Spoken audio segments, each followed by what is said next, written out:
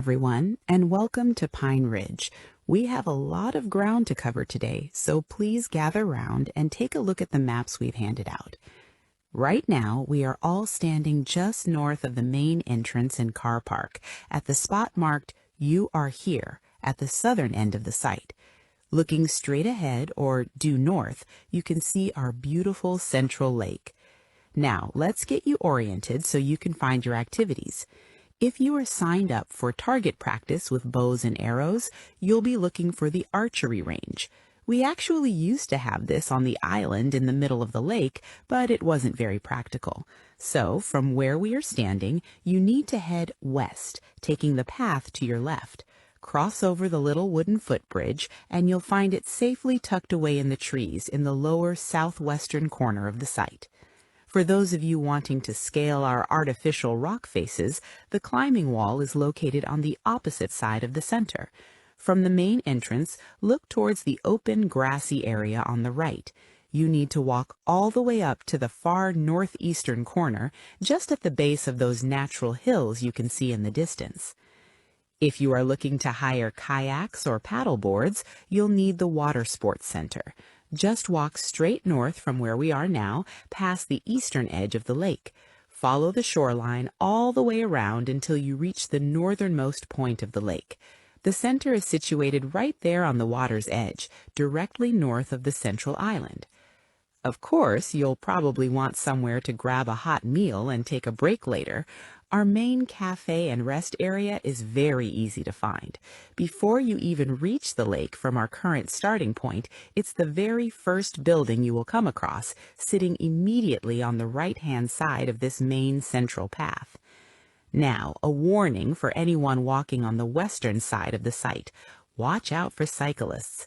The starting point for the mountain bike trail is up in the woods. To find it, take the western path into the trees, walk past the area where the stream is, and keep heading straight north through the forest until you reach the very top left corner of the map. The track begins there and winds through the woods.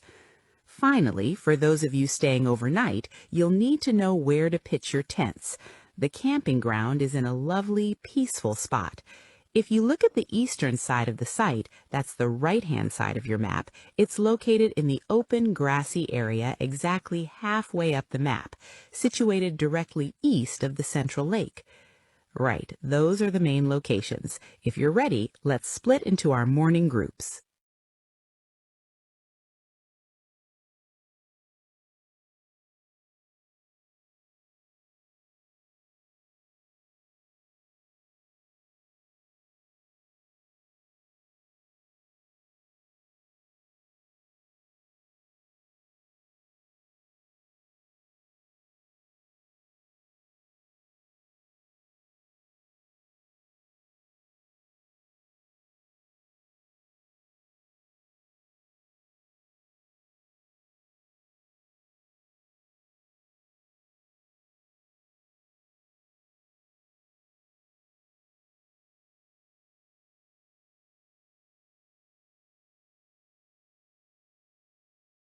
Before you hear the rest of the talk, you have some time to look at questions 16 to 20.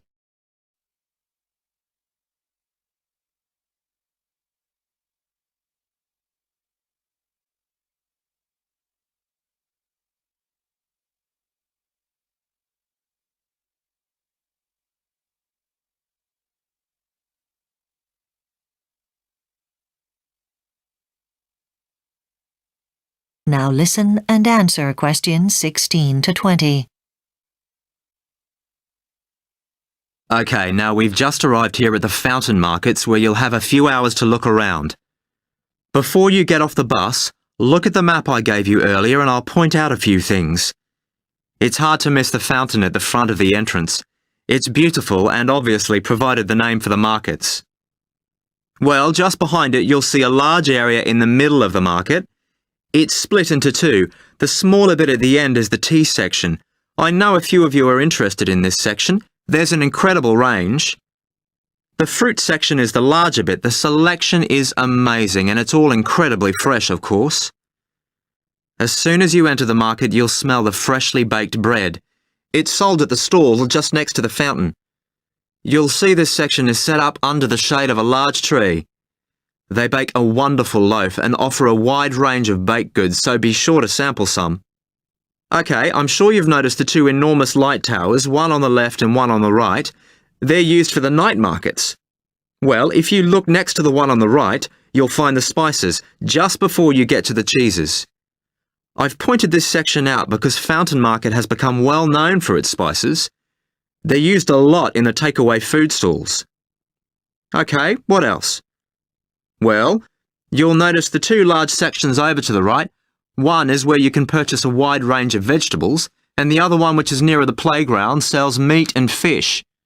Both these sections are extremely popular, so when you come here again, come early for the best produce.